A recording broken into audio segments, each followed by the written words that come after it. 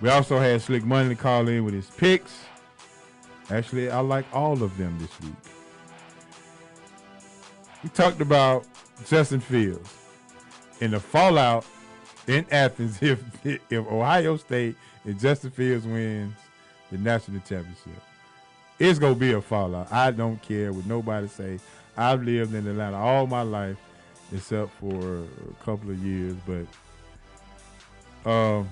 yeah, it will be a fallout. But speaking of that, what else is popping? We got a guy on the phone that I admire immensely for the work that he does. And he does work with Hawksbeat.com. Make sure you go to the website. He's at the game down at State Farm Arena. I think he's at the College Park Gymnasium as well, checking out the College Park Skyhawks. That's their name, right, G? Yeah, okay. So, and on the phone, we got our guy that we have to talk about, the Atlanta Hawks, today. And on the phone, we got our guy, Eddie Powell. What's going on, brother? Happy holidays, happy Thanksgiving to you. What's happening? Yo, crew. What up? What's happening? Man, what's going on, baby? Happy holidays to all of y'all, man. Hey, Hancock, man. Hey, Joe said he's going to dock your pay for coming in late, man. I hope not, bro. You got to get some turkey wings or something tomorrow. I need some money. There you go. So let me see how I can segment this thing. So, the Tampa Bay Buccaneers come into town, and Eddie Powell is a Tampa Bay fan. Yes, sir. And so you on a high horse. So it was the reason why I gave you a call to say, let's talk about the Hawks on the show, because I knew your energy would be high, because the microwavable Jameis Winston still pulled it out. Bruh, Jameis Winston has aged me. I'm 40 years old, man, but I got a heart of a 65-year-old thanks to number 3. Man, every week, bruh, it's hot or cold, but I just accepting the W's when they come, man. So last week, we pulled it out, and he made the plays he had to make, and it's always good beating those dirty birds. There you go. All right, let's get down to the real deal. I think we're, 13, 14 games in at this point, if I'm not mistaken, with the Atlanta Hawks. And if anybody has been watching, we've watched this light-skinned kid with curly hair put in some work. We was excited about him, we was excited about picking him or trading for him, and we kind of didn't know what we were going to get. Ed Powell, I want to ask you this. What has been the difference in Trey Young's game last year to this year? Man, he first of all, he's gotten a little bit bigger. He's still a smaller guy, but he's added a little bit of muscle to him, and I think that counts for something. And another thing we have to realize that with a lot of these rookies, Trey is a young guy. You know, he's maturing. You know, a lot of fans, they want these guys to come in and ball out of control, but they don't want to let them develop. This is year 2 in Trey's development. This is maturing happening here.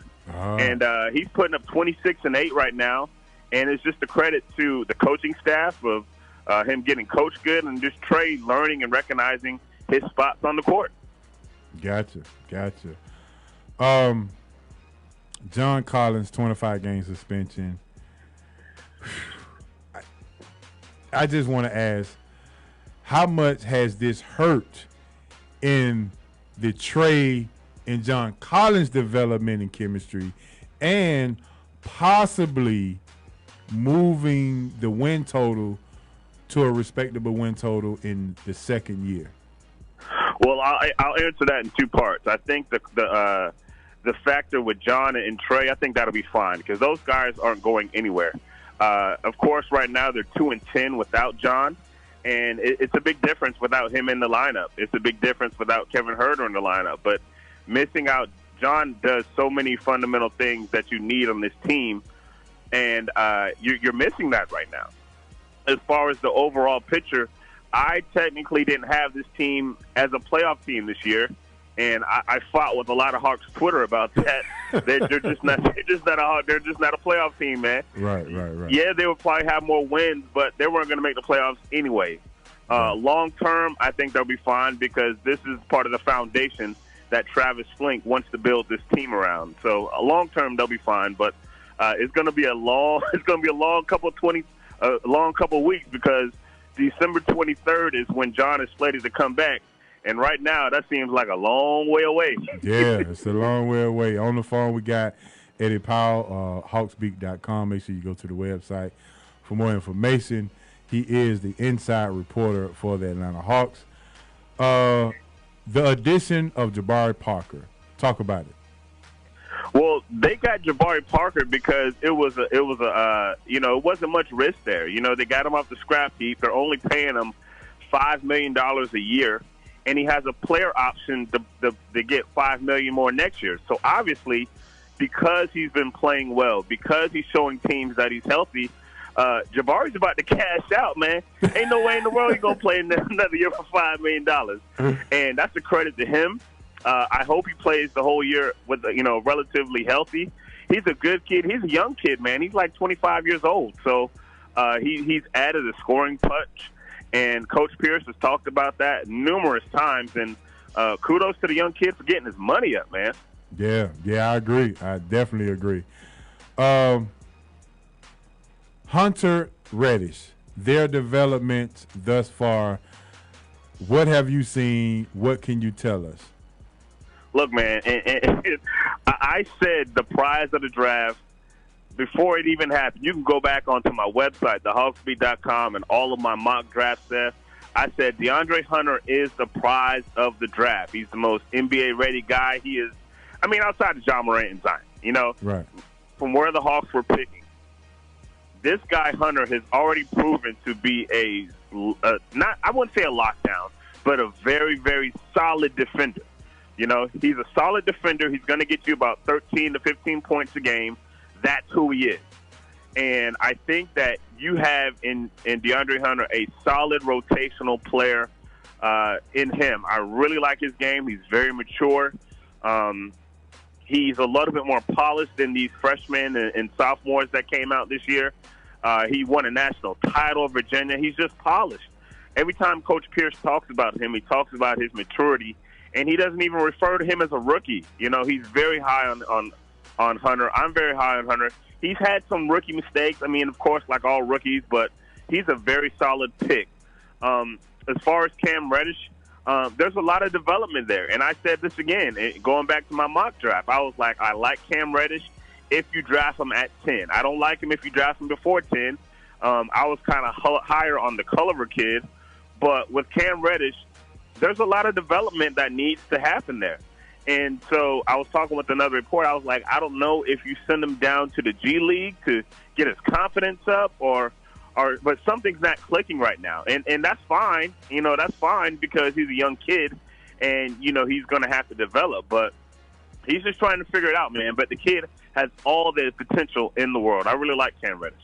Now, before I get to G, because G got a question for you, I wanted to kind of ask you about this. It wasn't a debate. It was more of an assessment. So, I had friends of mine, or I have a friend that said that he would have taken Tyler Herro instead of Cam Reddish. And I just kind of wanted to get your thoughts on that. Now, I did some scouting on Tyler Herro, too. I really like the Tyler Herro kid. I didn't know he was going to come out with such pop like he did. He came out in the summer league, and I was like, whoa. I saw the film on him, and I was like, man, this kid can shoot. Right. And I knew the Hawks drafted shooters last year. I knew they drafted scorers last year. So I thought that their primarily objective was going to go for guys who can play a little defense. That's why they got Hunter. That's why they like the Reddish kid, who's a better defender. But that Herro kid, when he can stroke the ball, he is a ball player. To say I would have selected him at 10, I can't say that I would because I wasn't that high on him. But I really saw that he can shoot the ball and he can score the ball, and he's flourishing out there in Miami, man. Yeah, he is. Hey, E, now we talked a little bit about this at the games as far as like the roster construction for the Hawks. I know there have been some injuries, so the team's not exactly at full strength. But do you think that? I think one issue is that Cam Reddish's role, it doesn't seem to be clearly defined, which may point to his struggles. Like he's starting, but then he's asked to be the backup point guard because there really isn't one. What do you think that the plan is for the younger players, or how they plan to deal with these contracts? I know Parsons and Crabbe may have expiring contracts, but what do you think like the plan is in the future for the roster? The reason why this Hawks roster is the way it is because of the magician known as Travis Slink. He has all these guys on the squad, and again, I'm telling you, there was no push to make the playoffs this year. All you have to look at the rosters and look at the money. Every time I talk to you guys, I tell you, if you want to understand how a team works, look at the money. The Hawks are going to have close to $70 million in open cap space next year. All these contracts are falling off next year. So guys like Chandler Parsons, Alan Crabbe, Jabari Parker, who may or may not be here, it's all about the money. In regards to Cam Reddish, the idea was never to bring Cam in to be a starter because, you know, he wasn't ready. Obviously, there was so much development that needs to take place. Kevin Herro was supposed to be a starter, but once bodies started falling, everybody was getting hurt, and then John Collins goes down, Kevin Herter goes down. You had no choice but to start Cam Reddish because he was better than all the other guys. And I mean, he's getting thrown into the fire, and you see that he's not ready for the fire. And again, there's nothing wrong with you not being ready for the fire because he needs to develop, but he's in a peculiar position. And it's not so much because Lloyd put him there. It's because of the roster construction. They didn't want to go out and pay another backup point guard because they knew next year that they have a much viable option to pay for a backup point guard, whoever it may be. I doubt they do point guard by committee next year because this year's just been a train wreck.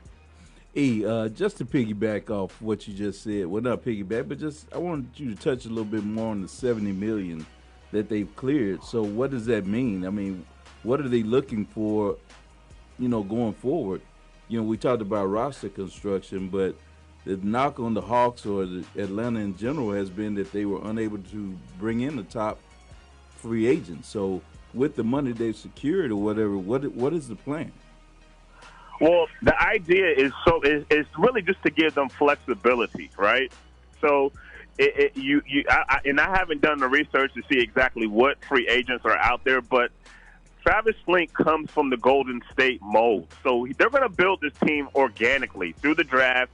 They're not looking to make the splash free agents, but they want to be competitive. When you have that much money, you're competitive with everyone else. Now, whether they can get guys here, that's on Travis, or whether he can get them there or not. But when you have that much money available, it makes it so that you can absorb contracts again if you need to. It makes you flexibility when it comes to the draft and dangling draft picks and getting draft picks, receiving draft picks, and other guys. There may be a chance that you may have to overpay for a guy for 3 or 4 years, and that may be a move you can make. Mm-hmm. Having that much money available just means you have that much flexibility. So it's not necessarily that they're going to go out and get a Giannis Antetokounmpo or the top draft pick out there.